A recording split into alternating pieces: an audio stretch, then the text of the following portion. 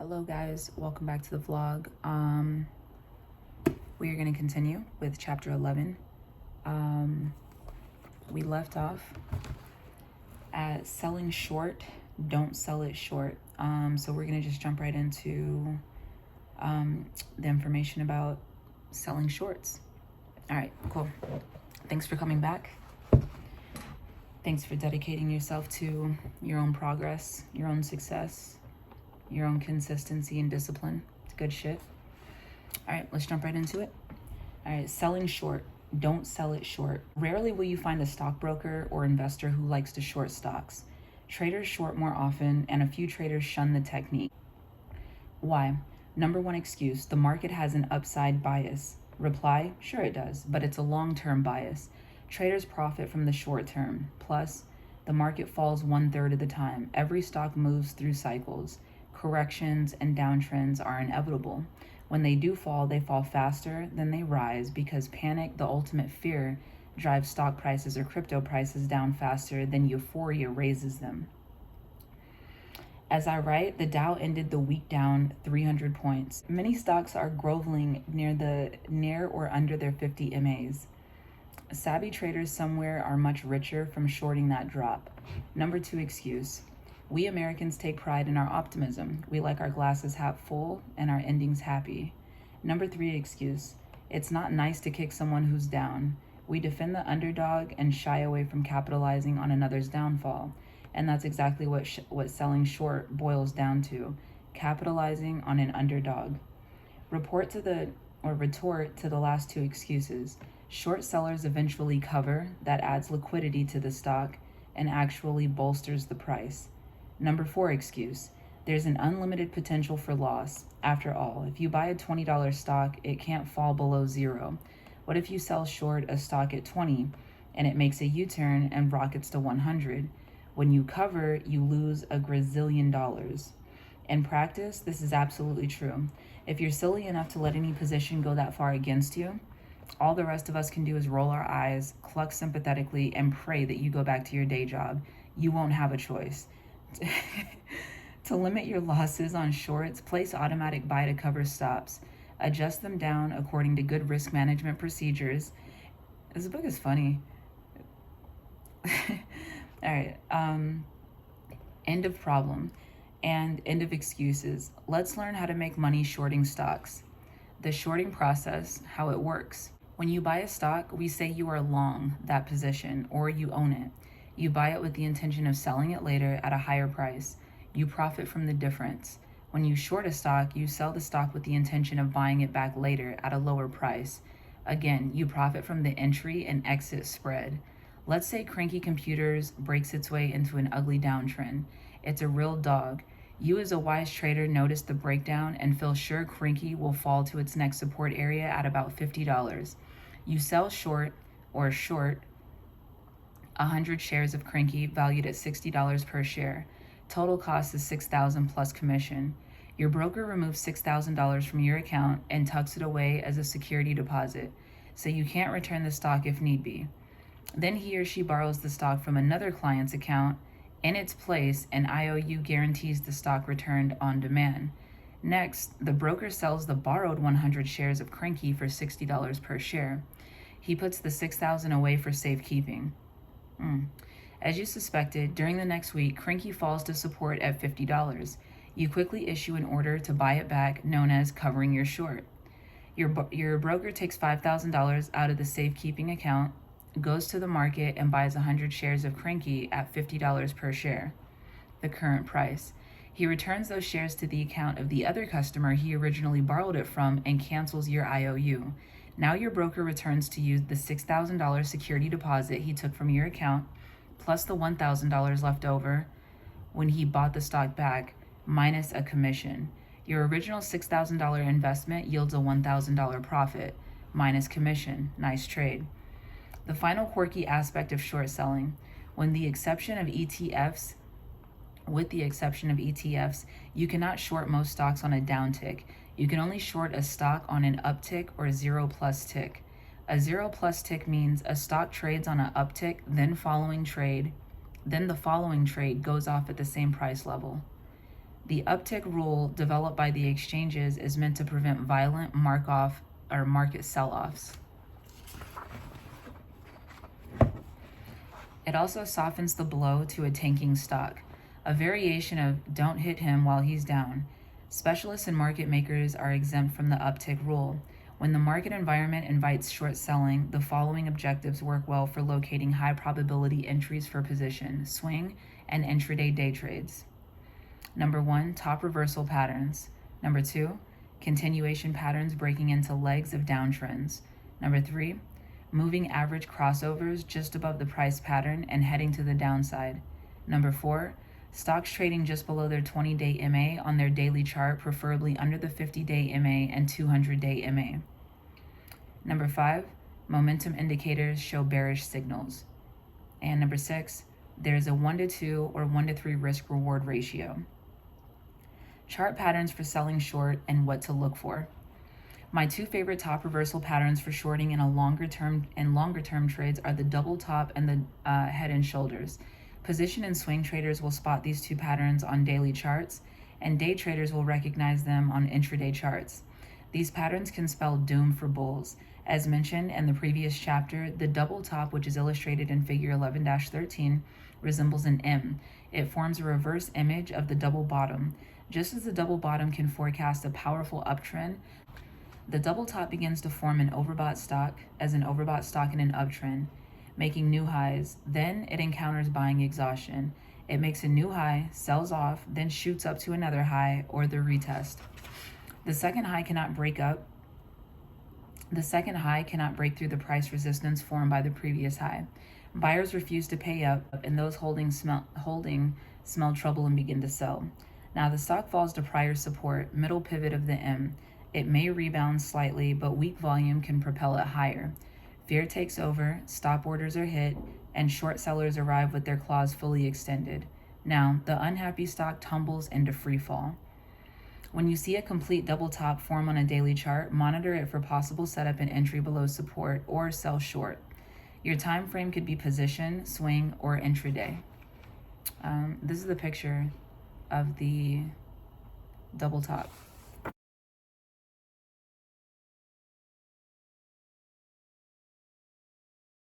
Remember to check moving averages. Make sure the stock has dropped below its 20-day MA and preferably its 50-day MA. On a daily chart, the entry point is the same as for going long, just reversed. I already hear your next questions. Why can't I sell short early? What's wrong with shorting the breakdown of the second top retest on a daily chart as it occurs? Answer, you can, but how do you know it's the top? Until the prior low is broken, you are shorting a stock that's still in an uptrend. Lots of folks who buy stocks can't read charts. When a popular stock pulls back from its high, people tend to buy. Unless the market environment is strongly bearish when your stock tops out, a rush of late buyers could cause a quick price spike that stops out your short position. Newcomers to shorting will find easier profits in stocks that are trading in early or established downtrends. Figure 11-14 shows a weekly chart of MT as its disastrous double top formation.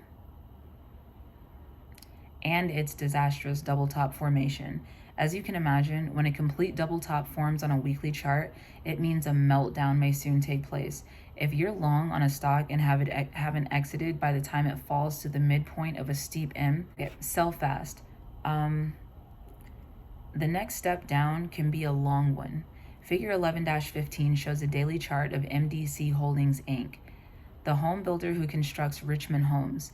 Note how MDC topped out in July at about $88 and then pulled back. It retested that high about a week later, then rolled back over and dove below its prior low. Now, the double top formation came to a completion. Figure 11-14.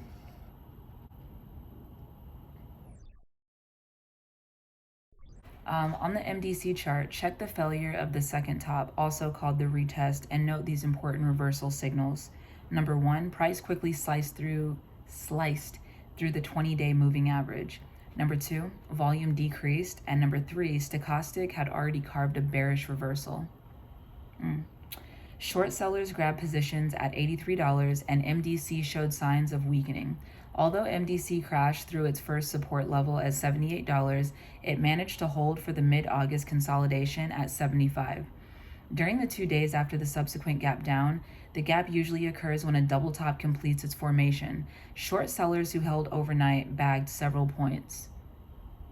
Figure 11-15 is showing MDC Holdings offered short sellers 2 profitable double top formations from which to profit. Remember the simple psychology inherent in this pattern. When bulls refuse to pay higher prices the second time a stock approaches new highs, whatever the time frame, supply will send the stock lower, at least on a temporary basis. Note, the candle patterns of each of the 4 tops, spinning tops, dark cloud covers, shooting stars, and doji all warn that a price reversal could take place. Okay, let's look at figure 11-15.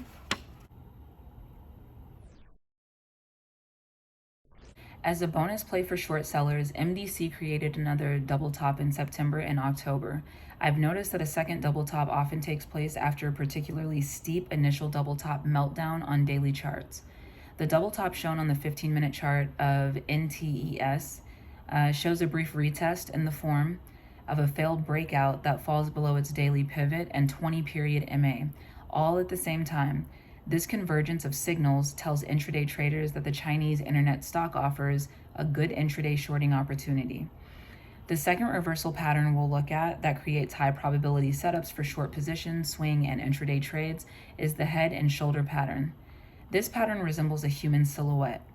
The stock rises at the conclusion of uptrend and pulls back, forming the left shoulder. It rises again, making a higher high, and forms the head.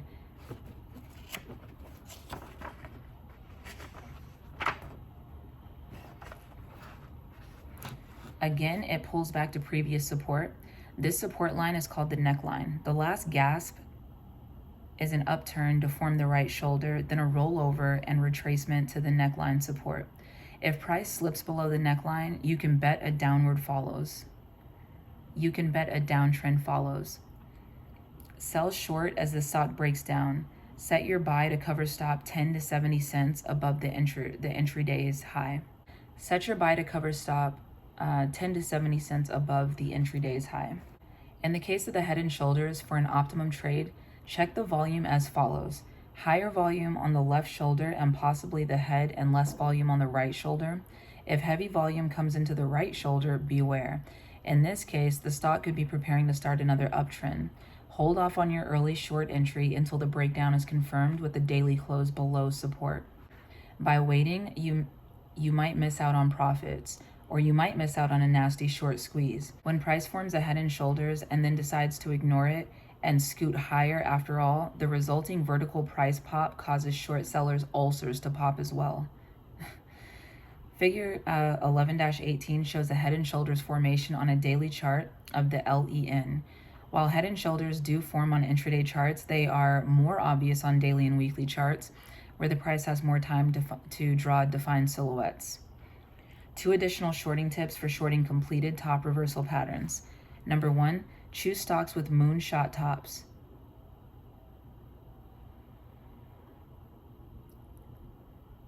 We'll look that up. The steeper the top, the steeper the drop. I'm not in the mood. Okay. The less support available at the breakdown point, the sooner the stock tumbles and heads south. All right. An additional indicator that that's useful for selling shorts. An additional indicator that's useful for selling short comes to us courtesy of John Bollinger. www.bollingerbands.com. I love Bollinger Bands. Bollinger Bands resemble moving average envelopes. Bollinger Bands resemble moving average envelopes. The dual lines right above and below the stock's price pattern on the chart, with the price moving between them. Standard Bollinger Bands are 20-period exponential bands with 2 standard deviations. Standard deviation measures volatility. Most charting packages offer Bollinger Bands as a basic feature. The primary characteristic of Bollinger Bands: when price touches the top of its upper Bollinger Band, it has good likelihood of traveling down to its bottom band. To learn how the bands react if they agree with your trading style, Apply them to your target shorting stock and monitor them. If your stock is at the top of its Bollinger Band and can't rise above it, chances are good it will fall. I still won't short it unless it falls under its 20-day MA. That's a standard component of my short criteria. Figure 11-19 shows a daily chart of Dell with Bollinger Bands applied. Figure 11-18.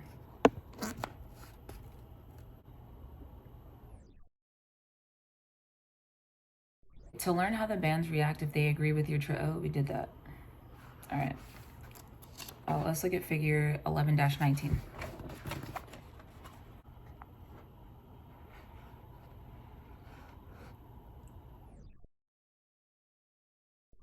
Bottom line shorting strategies. Just as you buy position in swing trades when a stock in an uptrend rises through resistance highs, you sell short when a stock in a downtrend penetrates support and trades 1 to 10 cents below support lows. Always perform risk-reward analysis before entering short positions. Use the same ratio, 1 to 2 or 1 to 3, that we talked about in the earlier discussion. This time, look for nearby resistance and calculate that as your risk. Buy to cover stop price. Previous support on a daily chart will serve you as a profit target. Previous support on a daily chart will serve as your profit target. Note, it's best to estimate your profit target 50 cents or so above the actual support price to avoid getting caught in a short squeeze. For momentum and day trades, adjust your risk-reward parameters to fit intraday objectives. Make sure your stop, above nearby resistance, sits close enough to your entry price to protect your principal, and your profit target, nearby support, provides the trade enough room to unwind and pay rewards. When shorting a rapidly falling stock, price a limit order 2 to 3 cents below the inside bid. If the stock is still in a rally mode, enter your limit order at the ask price. Place a buy to cover stop 10 to 70 cents above the entry day's high. If that's too far away, find a resistance area on a 1 hour intraday chart, and place your buy to cover stop 10 to 70 cents above that. As always, the 10 to 70 cents depends on your stock's price and volatility range. Don't ever consider moving your stop higher. No reason is good enough. If the stock hits your stop, cover your position. For swing and position trades, as the stock moves down, establish a trailing buy to cover stop 10 to 70 cents above each new rally high or consolidation on its daily chart. Cover half your position after you make a point or so. Cover the other half of your position either when you get stopped out, when the trend weakens, or at your profit target. For the safest short entries, look for a stock in a solid downtrend. You can short any valid breakdown as it stair-steps its way down through lower and lower highs. With the 20-day and the 50-day MAs acting as resistance ceilings overhead, wait for the stock to rally and sell short when it weakens. Remember the nice spring day? Flip that pattern upside down and sell short on a dark fall day. This is an excellent time to brush up on candlestick patterns in Chapter 5, such as bearish engulfing patterns, the hanging man, and evening stars. As you recall, these patterns warn of impending doom. You may also want to review the section on breakdowns in Chapter 6. Setups evolve from the same continuation patterns you learned for buying stocks. Again, just turn them upside down.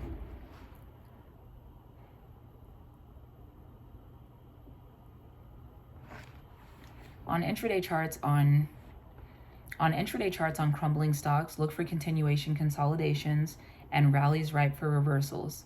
Look for the stock on the 5 and 15-minute chart trading under the 20-period moving averages. The more MAs they're trading below, the better. Check out support levels on an intraday chart of the prior trading day, as well as the present day levels. Where could a price reversal to the upside take place? It should be at least 1 to 2 points away. The closer it is, the higher the risk.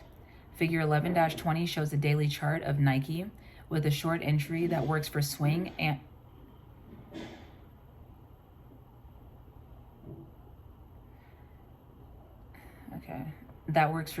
intraday trades. Figure 11-21 displays an hourly chart.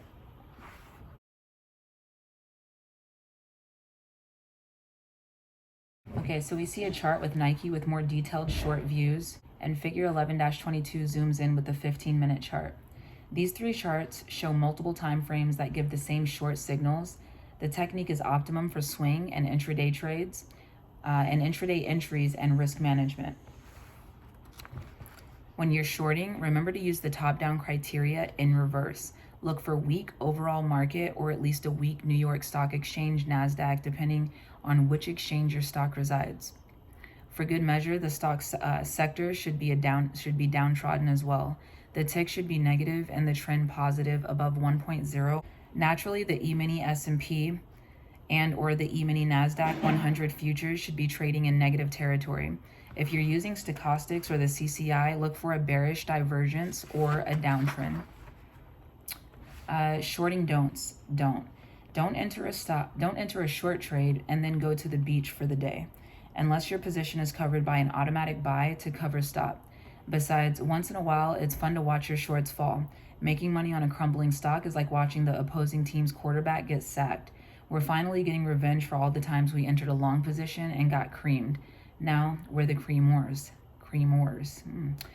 Don't short a stock in an uptrend on its daily chart. Short stocks in downtrends or stocks creating reversal patterns. Also, for position trades, check your target stock's composite rating in Investor's Business Daily. Make sure the stock has a composite rating of 50 or less. Don't short a stock because, in your opinion, it's flown way too high. I remember when Yahoo was one of the first internet stocks to soar into space in March 1998. It rocketed to the 100 mark, making multiple point leaps per day. Back then, we weren't used to that kind of volatility. I remember a gang of deep pocket traders who were shorting the stock when it hit $99. They bet the ranch, shorting thousands upon thousands of shares. It rocketed over the 100 mark while laughing derisively. The traders gritted their teeth and held on, rock-jawed in their stubborn belief their stock could not defy gravity much longer. Still, it galloped higher. In fact, the stock didn't look back for a long time to come. The move wiped out most of the traders for good. You would have known better. After studying this book, you would have looked at the strong volume on the continuing breakouts and decided the stock could easily climb even higher. You would have been right. Don't attempt to scalp stocks on the short side if you are a novice trader. Get some experience under your belt before you dive in, unless you're shorting ETFs or mini stock index futures.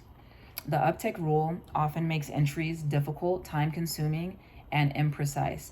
It's not worth it for a possible 25-cent gain. Don't short a thinly traded stock, that is, a stock that trades fewer than 300,000 shares per day. That proposition is unwise on either the long or short side. All right, cool. We have quiz questions for the end.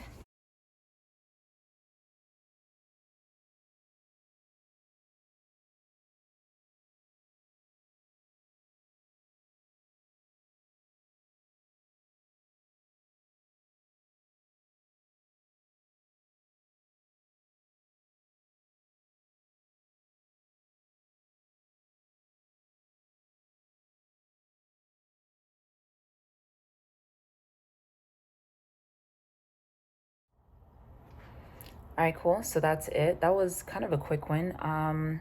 But yeah, that is the end of that chapter. Like I always say, do your due diligence, do your studying, look up whatever it is that you need to look up, study, repeat, the vlog if you need to listen to things multiple times. Repetition is key for sure. All right, cool. So next time we'll jump into the answers for that, and then we'll jump into chapter 12. This book is getting thinner and thinner. We're almost there. All right, I'll see you next time.